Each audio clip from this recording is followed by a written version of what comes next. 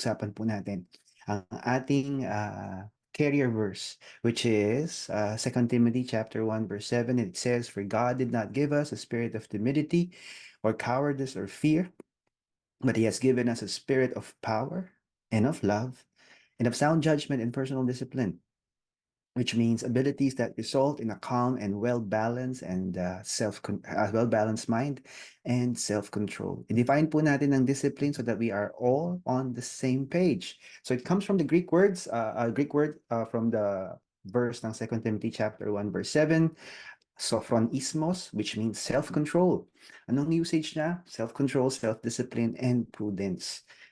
It is also meant to be defined as an admonishing or calling to the soundness of mind, to moderation and self-control. Self-control, moderation, correction, and discipline. When we say correction, hindi yung pinagalitan ka lang o nagkaroon ka ng corrective action measures, kung hindi, nakokorek yung behavior natin. So nagkakaroon tayo ng discipline in doing the right thing. From the Collins English Dictionary, it means the quality of being able to behave and work in a controlled way, which involves obeying particular rules or standards. In the case of biblical discipline, we focus on biblical standards. At i-define po natin ang spiritual discipline. So there are two definitions that I would like to share with you. Sabi po rito, refers to practices that believers engage in to grow in godliness, deepen their relationship with God, and become more Christ-like. So remember, it's practices. These disciplines are intentional and regular activities rooted in Scripture. Base po sa Biblia, intentional po siya. Ibig sabihin talagang sinasadya natin gawin ang lahat ng mga bagay na ito na ang pinagbabasihan natin ng ating desisyon, ng ating pag-iisip o salita o ating gawa ay ang Biblia. Yung tama na correct or tamang paraan ng interpret ng scriptures. Contextual, biblical. That help believers develop spiritual strength and maturity. They are not ends to themselves in themselves, but means through which God's grace works to transform the believer's heart and mind. So tayo po ay magbabago at tayo po ay matututong sumunod sa Panginoon. So, another wonderful definition of spiritual disciplines, these are habits, practices, and experiences that are designed to so sinadya na naman siya to develop, grow, and strengthen certain qualities of spirit to become Christ-like, to build the muscles of one's character and expand the breadth of one's inner life. They structure the workouts which train the soul. Some spiritual disciplines are personal, inward exercises that are practiced alone. Others require interpersonal relationships and are practiced in the community, such as Salvation in the Name of Jesus Christian Ministries, Inc., your family, your close circle of friends. So yung unang spiritual disciplines that we are going to discuss are these three things, which is prayer, meditating and obeying the Bible, and worship. So paano ba makakatulong ang spiritual discipline so that we may exercise ang power, ang love, and discipline sa ating buhay, leading towards biblical, holistic success. So before we continue, tayo po ay manalangin. Hallelujah. Panginoon, maraming salamat po sa oras na pinagkaloob niyo sa amin. Kayo po ang magpala, Panginoon, sa amin sa araw na ito. Mangusap po kayo sa bawat isa, bumisita po kayo sa bawat tahanan o lugar kung saan man, Panginoon, nanonood ang kapatiran o mga kaibigan namin, Panginoon. Hinihiling po namin na kayo po ang magbigay ng karanasan sa bawat isa na ikaw ang kanilang ma-experience today. Ikaw ang kanilang marinig, ang pag-ibig mo, Panginoon, ang bumalot sa kanilang puso't isipan. Pakihawi niyo po, o Lord Holy Spirit, ang lahat ng maaring maging hadlang sa kanilang pakikinig, sa kanilang pagninilay-nilay, sa kanilang pagnamnam ng inyong mensahe patungo sa pagsunod ng iyong salita. At dalangin ko po, Panginoon, sa mga tahanan, Panginoon, na kanilang nire-represent, dalhin niyo po, Panginoon, ang healing ng relasyon, na sila po, Panginoon, ay magkaroon ng pagkakasundo na ang bawat tahanan represented today as they watch this, Lord God, live or on demand. Let their households, Panginoon, be filled by your presence, by your love, magkapatawaran, humingi ng tawad, Panginoon, ng bawat isa, magkaroon po ng unity, pagkasaayos, Panginoon, sa bawat tahanan. And I do pray, Panginoon, na magkaroon po ng maayos, Lord God, na kalusugan ng bawat isa, lalong-lalo na, Panginoon, sa kanilang relasyon, sa kanilang pamilya. Ito po ang dalangin namin sa ngalan ni Jesus. Amen. So ituloy po natin ang napaka-importanting spiritual disciplines. Remember, ang spiritual disciplines, these are practices, these are habits, these are, activities that is intended for the person of God to grow, okay, in their relationship with God so that they may become Christ-like. Hallelujah. So, una po, prayer, pag-usapan natin. I hope that you will be reading with focus sa lahat ng mga verses na pag-uusapan natin today because this is very, very important for you to realize the mga verses na to. So sabi dito, Matthew chapter 6, verse 6, dalawang version po ang babasahin natin. So I hope that you are practicing holy reverence as you read the scriptures. Una, NLT version. But when you pray, go away by yourself, shut the door behind you, and pray to your Father in private. Then your Father who sees everything will reward you. Reward you. Hallelujah. The message version naman po, here's what I want you to do. Find a quiet, secluded place so you won't be tempted to role play before the Lord o magpanggap ng araw. Just be there as simply and honestly as you can manage. The focus will shift from you to God and you will begin to sense His grace. Focus of the shift from you to God, and may the Lord add revelation to the reading of His mighty, mighty word. Napaka-importante po ng mga nabasa natin dyan.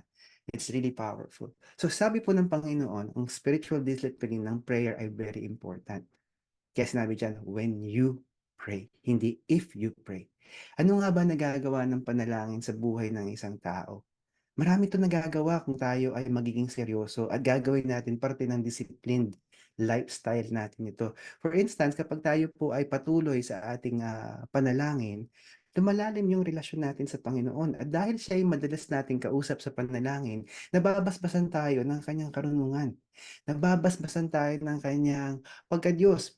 We are slowly transforming into the likeness of Christ. So, anong nangyayari sa atin kung dati kang tsismosa, titigil ka sa pagtsitsismis.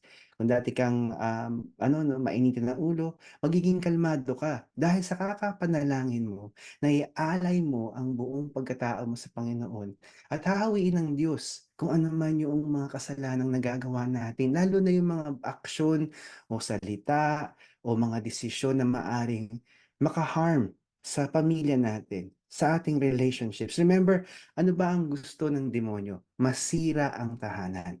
Masira ang mga kaibigan na matagal ng mga yung matagal na yung pinagsamahan, yung mga matalik na kaibigan. This is what the devil wants, destroy the family unit. Kaya nga po pag napansin nyo, dumadami ang single mom, dumadami ang single dad, dumadami ang annulled divorce sa ating kapaligiran. Maraming mga kabataan na lumalaki ng walang disiplina kasi ang kanilang mga magulang ay walang disiplina. Malayo ang puso sa Panginoon, hindi takot sa Diyos, madali sa kanilang magkasala, ang dali nilang bastusin ang kanilang mga magulang o yung nakakatanda nilang mga kamag-anak, kahit yung mga lola nila. Ngunit kapag ikaw, nagkaroon ka ng panahon para manalangin, mababago ka. At dahil nananalangin ka, ipapanalangin mo rin yung mga tao sa kapaligiran mo. At ang mirakulo ng Panginoon ang kakasi. Kaya nagiging mapayapa ang tahanan kapag meron nauna na natutong manalangin at ito ay magiging parte ng kanyang buhay. At maya-maya makikita mo na itong taong ito na nanalangin mag-isa marahil dahil siya yung nauna sa kanyang pamilya, may impluwensyahan niya yung mga kasapi niya sa tahanan. Ito man ay kanyang immediate biological family, maybe a relative, I don't know. But it is true, yung kasabihan that the family prays together, stays together. And they don't only stay together for the sake of staying together, but they stay together in unity in the bond of love. And of course, servitude before God. So ano nangyari sa kanila? Totoo yung nagmamahalan sila. So yung mga magkakapatid, pag namatay yung magulang, may naiwan na mana yung kanilang magulang, di sila magtatalo. Kung may naiwan na will, susundin nila yung will. Because for them, because they have been raised in the discipline of prayer, divine connection sa Panginoon. They know what is the right thing to do. Hindi sila magiging greedy, hindi sila magiging dwapang, swapang. Hindi nila pag-iisipan ng mali siya yung kanilang kapatid because they have been bonded in the unity of love, the unity of spirit. So they are not only together for the sake of being together once again, but they are there to support each other. Ang ganda kasi na nagagawa po ng panalangin. Kapag ikaw ay nalulungkot at inalay mo ang kalungkutan mo sa Panginoon, papalitan niya, ang kalungkutan mo ng kagalakan. Kasi huwag niyo pong kakalimutan, kaya hindi mawala-wala ang kalungkutan sa puso o isipan ng isang tao kasi yun yung laman ng puso at isipan niya. So kailangan niyang tungkabin, tanggalin sa pamamagitan ng grasya ng Panginoon dahil sa kapangyarihan ni Jesus bilang Diyos at tagapagligtas at bibigyan ng kaligtasan ng taong yun sa kalungkutan. So matutong ka, maaalis ang kalungkutan, at siyempre, puwede na ngayon palitan kasi may puwang na. Puwede nang palitan ng kalungkutan ng kagalakan. Kaya nga po ang mga taong punong-puno ng kagalakan ay napakasarap kasama dahil sila ay genuinely handang tumulong. Ayaw nila na magkaroon ng demise o magkaroon ng failure yung mga tao sa kapaligiran nila. They want other people to succeed because they are filled with joy. And that joy is the joy that comes from God. Yun yung reward na sinasabi sa NLT version sa dulo. Yun yung nawawala yung shift from you when you pray towards shifting the prayer to God, yung pagsamba mo, yung pagkamangha mo sa Panginoon. Nade-develop yung compassion mo. Naaawa ka sa mga tao na kahit hindi mo kasama doon sa biological family mo. Naaawa ka, napupukaw yung puso mo 'pag may nakita kang bata sa lansangan na walang magulang o naglilimos. Dahil nakikita mo na ang mundo ay hindi umiikot sa'yo. Dahil nananalangin ka, ang dami mo nakikita. Nabubuksan ang pananaw ng oportunidad. Makita mo ang problema, hindi ka titingin sa problema, hahayaan mo ang grasya ng Panginoon na bigyan ka ng solusyon. Kung ikaw ay mareklamo, maangas ka, tatanggalin ng Panginoon ang pagiging negatibo ng iyong dila at papalitan niya ito ng mapagpasalamat na mga salita. Dahil totoo kapag ang tao negatibo, nagkakaroon ng alta presyon, nagkakaroon sila ng mga karamdaman na hindi naman dapat nila maranasan. Ngunit ang isang tao, palitan lang nila ang laman ng bibig nila at matuto silang maging mapagpasalamat araw-araw, nababago ang kanilang buhay, gumagaan ang kanilang pakiramdam, hindi nila binobola ang sarili nila. Dahil sa panalangin, natututo ang tao na maging mapagpasalamat sa anong meron siya at hindi magreklamo sa mga bagay na wala siya. Dahil hindi niya nakikita yung mga bagay na wala siya, dahil nakikita niya ang kasapatan ng Panginoon sa kanyang buhay. Yan po ang nagagawa ng panalangin. Para sa isang tao na tumanggap kay Jesus bilang Diyos at tagapagligtas, ang dami-daming benepisyo na to. At sa mga tao na hindi pa natatanggap si Jesus bilang Diyos at tagapagligtas, ito ang daan, ito ang bridge para matanggap natin siya bilang Diyos at tagapagligtas ng ating buhay. And it is absolutely essential sa isang tao manalangin. Alam niyo po ba, ang siyensya na behavioral psychologist and even yung mga physiologist, nakita nila yung kapangyarihan ng panalangin. There was this full documentary na panood ko sa Discovery Channel during that time na ang isang tao na nanalangin, punong-puno ng aktibidades ang kanyang utak. In other words, yung kanyang ang kanyang isipan ng kanyang utak ay lumalawak habang nananalangin. Nakakadagdag siya ng wisdom because he or she is receiving revelation from God. And what happens to that person whose mind is filled with activity, that person's mind becomes, stronger. So yung kanyang mindfulness about certain things sa buhay niya, nagkakaroon siya ng kakaibang transformation. Yun po yung nangyayari sa isang individual, sa isang nilalang nananalangin. At siyempre napakaimportante po talaga na kapag tayo ay nananalangin, magtutuloy-tuloy ang ating pagbabago because that is what the Lord has promised us that we would experience as part of our reward. Pangalawa po na spiritual discipline, meditating. So hindi mo lang binasa ang salita ng Diyos. You meditated and then you obeyed the Bible. Ano raw ang resulta nito? Joshua chapter 1 verse 8, sa mga nagnanais maging matagumpay sa buhay, sa mga nagnanais na umusad ang buhay nila at sila ay maging mahusay from yesterday to today to tomorrow, being transformed. Sabi po sa Joshua 1:8, NLT version muna ang babasahin natin. Sabi rito ni Joshua o ni Moses to Joshua, study this book of instruction, the Bible, continually. Meditate on it day and night, so you will be sure to obey everything written in it. Only then will you prosper and succeed in all you do. The Message version naman po. And don't for a minute let this book of Revelation be out of mind. Mawala sa isipan mo. Ponder and meditate on it day and night, making sure you practice everything written in it. Then you'll get where you're going. Then you'll succeed. And may the Lord add blessing and power to the reading of His mighty, mighty word. So nakita po natin dito, ang biblical success, holistic success, comes from meditating and obeying the word of God. So, isipin niyo na lang po, no, ang ginagawa kasi sa atin ng social media or ng entertainment, 'di ba? Nanonood ka ng TV, ang nangyayari sa'yo, hindi mo alam na mini-meditate mo na kung ano yung naririnig mo o nakikita mo, napapanood mo. And when I say meditate, nagsisink in yung kasi sa'yo because you are absorbing it. At habang mini-meditate mo siya, whatever they say becomes the truth sa'yo. So what happens is you start to obey and believe what they are saying. You start to create your opinions on another person's opinion. Mali man siya o tama ang kanyang opinyon, nagiging opinyon mo na siya. At dahil sa tingin mo na yun ang opinyon na pinaniniwalaan mo, tingin mo yun yung tama. And now, paano kung mali siya? Di po ba? Walang pinagkaiba yan sa pagsisinungaling. Ang turo sa atin, pop culture, merong white lie.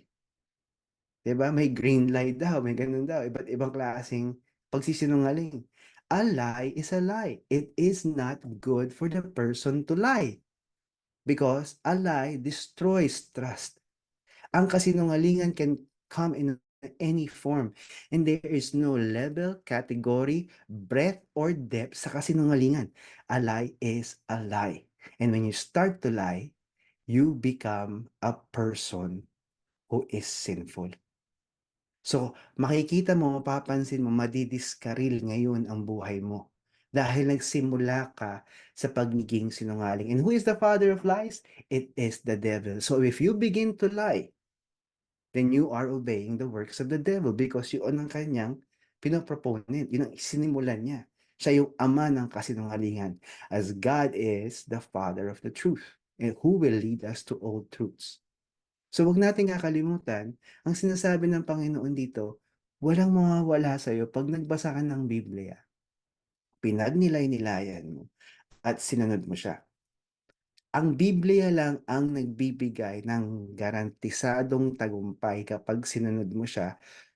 Siyempre, ang importante dyan, tinanggap mo si Jesus bilang Diyos at tagapagligtas, meron ka ng relasyon sa Panginoon, at natututunan mo na gawin to araw-araw. Kaya nga po, ito ay inutos. Inutos siya sa lahat ng anak ng Diyos, sa lahat ng tumanggap kay Jesus bilang Diyos at tagapagligtas. Kapatid, kung nakikinig ka ngayon, hindi ka nagbabasa ng Biblia. Anong sinabi sa Joshua 1:8? Study, meditate, kailan daw? Day and night. And then, the complete circle ng utos na ito is to obey so that you may find prosperity and success. Only then, that is what the Bible says. So si Joshua po, meron siyang mabigat na dapat gawin because pinasa sa kanya ang leadership from Moses. And they are about to enter Jericho. And they need to break down the walls of Jericho and come into the promised land by destroying that enemy. and taking that space for the glory of God. So yun po yung nangyari kay Joshua. Merong mabigat na kinakaharap siya. At hindi lang ito siya at ang kanyang pamilya. He is leading a whole nation to enter the promised land, to obey God, the whole nation, so that they may experience the victory through the power of God. So yan po ang sinasabi ng Panginoon. Kapatid, kung ikaw, napakadali sa iyo na ineglect ang gawain ito, sinasabi ko ngayon sa iyo, nagkakasala ka. Ihinto mo ang kalokohan mo sa katamaran mong pagbabasa ng salita ng Diyos dahil hindi nakakatulong sa iyo. Tignan mo buhay mo ngayon. Tignan mo. Namnamin mo. Mag-self-reflect ka, mag-self-audit ka, kapatid. Ngayon, anong klaseng buhay meron ka? Maaari kang maging defensive. May pera naman ako, may bahay naman ako, meron akong mga sinusuportahan, nagbibigay ako ng tithes and offering. Magaling. Pero ang sinasabi ng Panginoon, hindi lang isang susundin mo sa salita ng Diyos. Ano sabi diyan? Sure to obey everything written in it. You know, lordship is not 99.9% and you get to keep the 1.01% of your life. Lordship is all or nothing. So wag po tayong mahibang. Serve ka sa Panginoon, may simbahan kang sinasamahan. If you're not part of SNJ, tas hindi ka nagme-meditate ng Book of the Lord day and night at hindi mo sinusunod yan, huwag kang mahibang. Ikaw ay nalilin lang ng sarili mong doktrina at nauuto ka ng kampo ng kadiliman. Tuloy po natin. And the last bit that I would like to share with you today, this is very important of course, is worship. Pagsamba. Paano natin sasambahin ng Panginoon? John 4:24 says, I'm going to read from 3 different versions, the NIV, the Message, and Amplified. Read with me with focus. God is spirit, and his worshipers must worship in the spirit and in truth. NIV. Those who worship him must do it out of their very being, their spirits, their true selves, in adoration. The Message. God is spirit, the source of life, yet invisible to mankind. And those who worship him must worship in spirit and truth. And may the Lord add power to the reading of his mighty word and divine revelation. Nakita po natin dito mga kapatid, mga kaibigan, na mga nanonood sa mensaheng ito. Nakita natin na ang pagsamba sa Panginoon ay sa espiritu at katotohanan. May mga Kristiyano na sumasamba sa Panginoon na karnal. Paano po siya? They don't keep the day of the Lord holy. Pupunta sa isang physical church, in-person worship, ang nasa utak, saan pupunta afterwards? Saan kakain po pa afterwards? They don't have the discipline to make that day all about God. They make that day all about themselves. Now, tinik box exercise, nakapunta sila o naka-attend sila, let's say, ng Zoom, or let's say virtual na worship, and that's fine, and they have done it. Check, it's okay. An hour, 2 hours, worshiping God with other believers, it is not the Sabbath that the Lord desires. The truth is, if we're going to dedicate a day,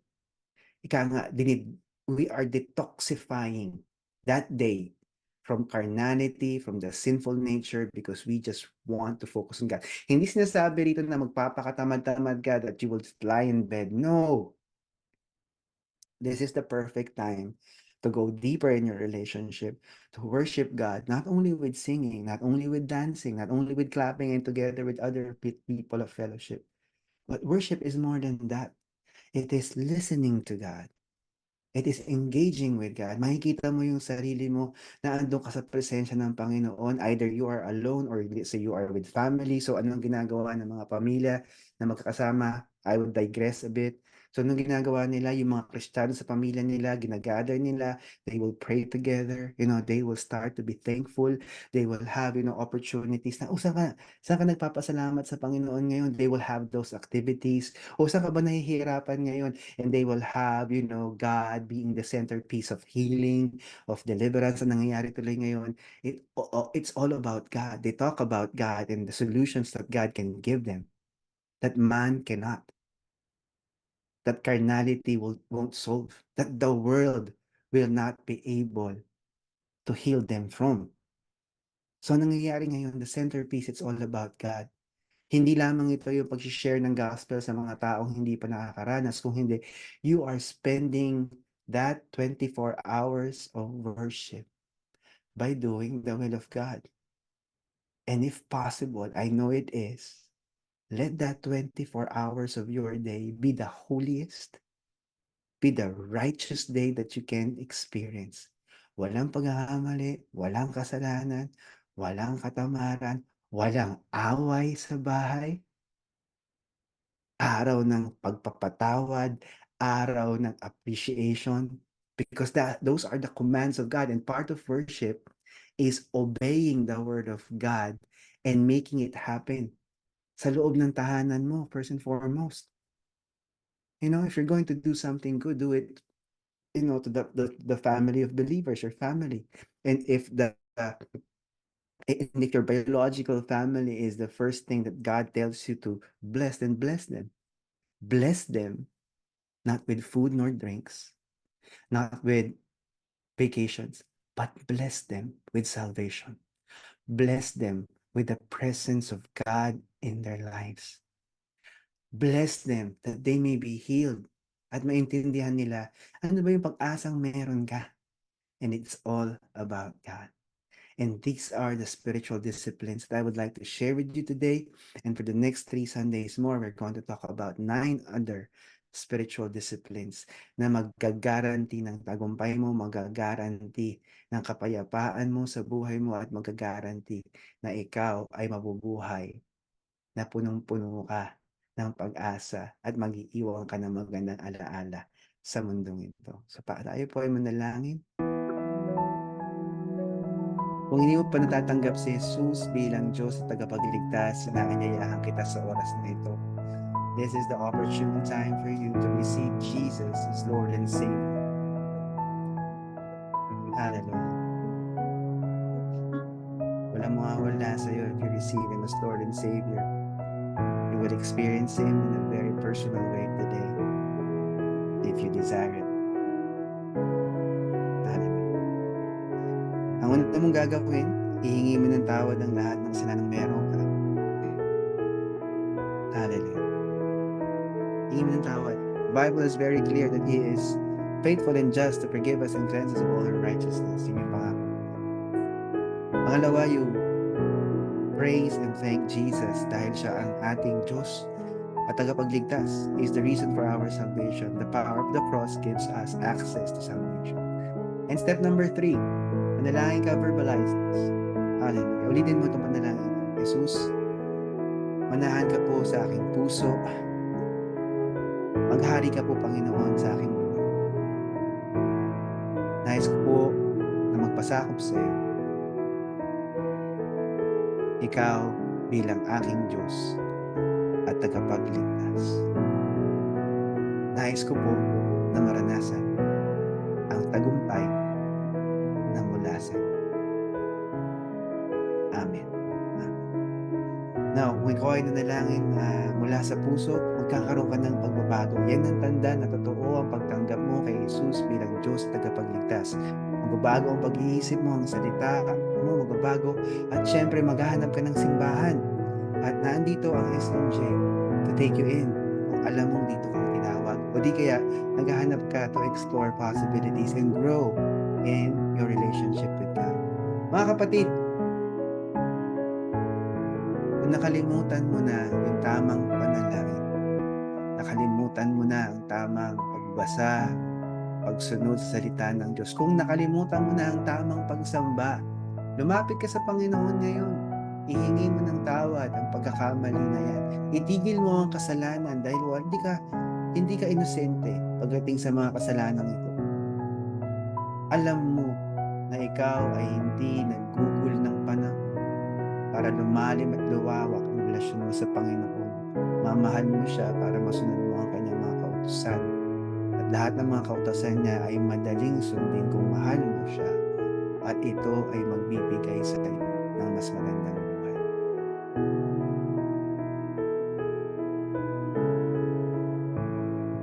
Kung alam mo na nawalan ka ng spiritual discipline, wala nawawalan ka ng disiplinang spiritual, nagnanais kang bumalik sa Panginoon, lumapit ka sa Kanya. Walang mawawala sa'yo. Lalong-lalo na kung meron kang mga anak. Lalong-lalo na kung ikaw ay nag-iisang magulang. Lalong-lalo na kung punong-puno ka ng agam-agam. Lalong-lalo na kung ikaw ay nalilito. Kapatid, bumalik ka sa Kanya. At makikita mo ang pagbabago. Mararanasan mo ang pag-asa at babalik sa iyo ang kagalakan ng kaligtasan. Naalala mo ba yon nung bata ka sa pananampalataya? Inosente. Sumasamba ng buong pagkatao, nagpapasakop ng walang kwestiyon sa Panginoon, nagbabasa ng Biblia, natutuwa at nagagalak kapag oras ng panalangin. Maaaring bumalik ang lahat na yan. Kita mo ang pamilya mo na magkaroon ng takot sa Diyos at kapayapaan. Magkasundo sa loob ng tahanan. Dahil yan ang nais ng Panginoon, na ang bawat nilalang ay mag-ibigan para walang sakitan. Hallelujah. Now repent. Let your repentance be true based on godly sorrow. And so you will experience not only recovery, but you will experience His grace and His love.